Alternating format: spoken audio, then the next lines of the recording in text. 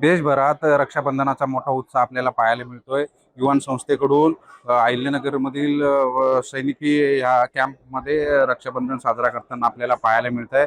आपल्या ज्या छोट्या बहिणी आहेत, माता आहेत, तिथं कुठंतरी आपल्या छोट्या भावांना राखी बांधताना पाहायला मिळत आहे.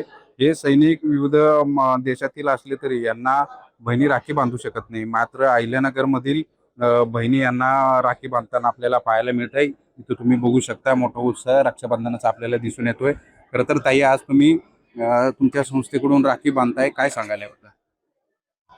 एक राखी सैनिकांसाठी आज युवान ह्या सामाजिक संस्थेमार्फत आम्ही सर्वजण इथे आलेले आहोत. ही सर्व सैनिक आपल्यासाठी देशाच्या सीमेवर आपलं रक्षण करत असतात. आज सर्व आम्ही बहिणी म्हणून त्यांना सर्वांना राखी बांधण्यासाठी इथे आलेलो आहोत आणि खरंच खूप आनंद होतोय. ही सर्व राज्यातील मुले आहेत. देश रक्षणासाठी ही मुलं तयार होत आहेत. खूप छान अनुभव आहे. खरं तर मॅडम, काय सांगाल? तुम्ही देखील इथं रक्षाबंधन साजरा करताना आपल्याला पाहायला मिळतं. हे ऍक्च्युली आमच्या आमच्या सर्वांसाठी खूप आनंदाची गोष्ट आहे, कारण ही जी मुलं आहेत ती देश सेवा करत आहेत आणि सर्वात मोठं कार्य आम्ही हे मानतो, देश कार्य जे आहे तुमच्या हातून घडतंय.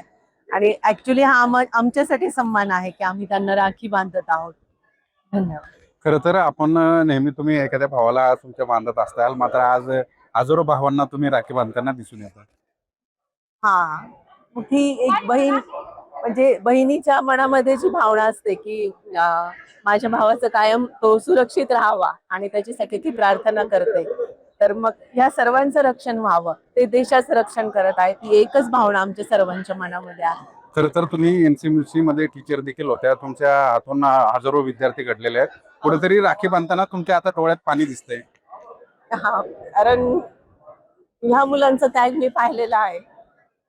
घरापासून दूर राहून आणि जी शारीरिक मेहनत हे करतात आणि स्वतःला पूर्णपणे झोकून देतात ह्या मेहनतीमध्ये.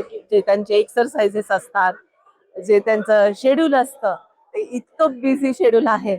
आणि आपण शरीराला ताण देणं काय असतं ते समजू शकत नाही. केव्हा यांचं पाहतोय म्हणजे जेव्हा आपण प्रत्यक्ष पाहू, जे मी पाहिलेलं आहे.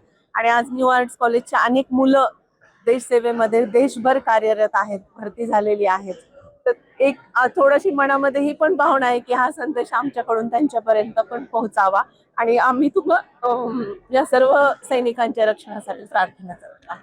खरं तर माझे बांधव असतील ते सुरक्षित राहावं आणि त्यांना संघर्ष करण्याची ताकद मिळो, ह्याच भावनेतून राखी बांधताना आपल्याला पाहायला मिळत आहेत.